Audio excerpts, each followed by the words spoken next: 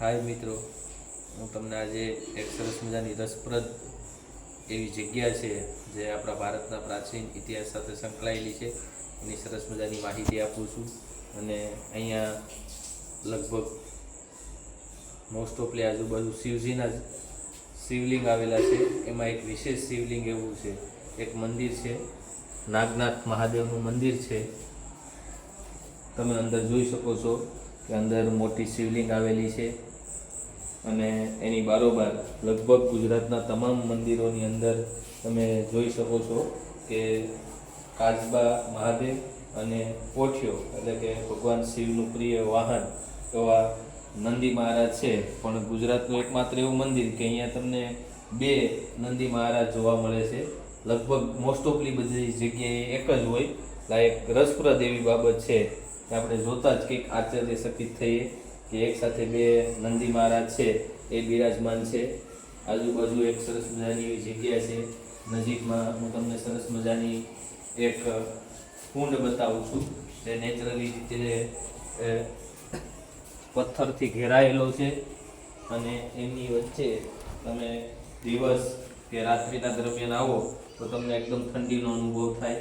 તો આ ગુફાની અંદર બે પિલોરથી ટકી રહી છે. ચારે બાજુ માણસ દ્વારા વ્યવસ્થિત પગથિયાઓ બનાવવામાં આવેલું છે. મેન એક સ્ટ્રક્ચર છે. અંદર આ કુંડની અંદર એક વિશેષ બાબત છે કે ગમે એવો ઉનાળો પડે, ગમે એવું પાણીની અછત ઊભી થાય પણ આ કુંડમાં ક્યારેય પાણી ખાલી થતું નથી. એકદમ શુદ્ધ અને નીરકપૂર પાણી ભર્યું રહી છે. તમે જોઈ શકો છો આ પ્રાચીન જે ભારતીય ઇતિહાસ છે, ભગવાન શિવ છે, ભગવાન શ્રી કૃષ્ણ એની સાથે સંકળાયેલું છે. નજીકમાં જ છે એ ગણપતિ દેવ બિરાજમાન છે.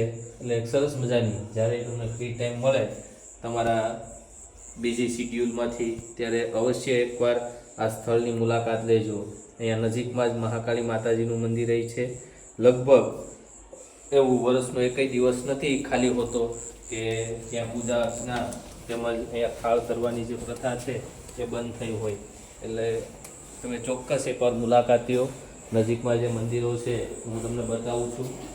અહીંયા રાધે કૃષ્ણની એક જોઈન્ટ મૂર્તિ આવેલી છે. ત્યારબાદ શ્રી લક્ષ્મી દેવીની એક સરસ મજાની મૂર્તિ છે. એની બાજુમાં શિવશક્તિ, પછી મા સરસ્વતીનું અંકિત કરેલી છબી છે. અને બાજુમાં ભીમનાથ મહાદેવનું સરસ મજાનું એક સ્ટ્રક્ચર આવેલું છે. અંદર તમે પ્રાચીન મૂર્તિ પણ જોઈ શકો છો. એટલે એક સરસ મજાની મૂર્તિ આવેલી છે જે ભારતીય શિલ્પકલાને અંકિત કરે, ઉજાગર કરે એવી એ શિલ્પકૃતિ છે. અહીંયાથી ઉપર જોતા અહીંયા ચારક ખાંભીઓ આવેલી છે. એમની અંદર નામ લખેલું છે દેવ ઠુઠિયા બાપા, ઘાસિયા બાપા, કલ્યાણી માતાજી, ઉટાટિયા બાપા વગેરેની સરસ મજાની મૂર્તિઓ મંદિરની અંદર છે આવેલી. ત્યારબાદ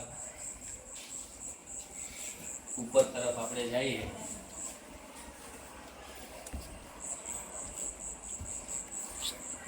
અહીંયા રત્નેશ્વર મહાદેવનું મંદિર આવેલું છે. અને એની અંદર શિવલિંગ અને ભગવાન શ્રી શેષનાગ એના ઉપર બિરાજમાન છે. એની બાજુમાં પુરુષોત્તમ રાયજીનું મંદિર આવેલું છે. એની બાજુમાં શિવશક્તિ મહાદેવનું શિવલિંગ અને થાળું આવેલું છે.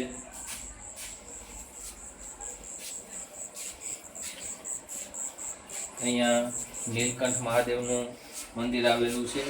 એમાં નાનકડું શિવલિંગ છે અને શેષનાગ બિરાજમાન છે. બાજુની અંદર નજીકમાં ભગવાન શ્રી કૃષ્ણના અવતાર માધવરાયજી, રણછોડરાયજી અને ત્રિકમરાયજી છે એની મૂર્તિઓ આવેલી છે. અને નજીકમાં જ શ્રી બટુકેશ્વર ભૈરવનાથ બિરાજમાન છે. એની બાજુમાં મા તુલજા ભવાનીનું મંદિર આવેલું છે. એટલે સરસ અને અલૌકિક જગ્યા છે. જે જગ્યા એ બહુ આકર્ષકનું કેન્દ્ર છે. નજીકની અંદર ઉપરની તરફ જતા ભીડભંજન મહાદેવ આવેલું છે. એમાં 3 શિવલિંગ આવેલા છે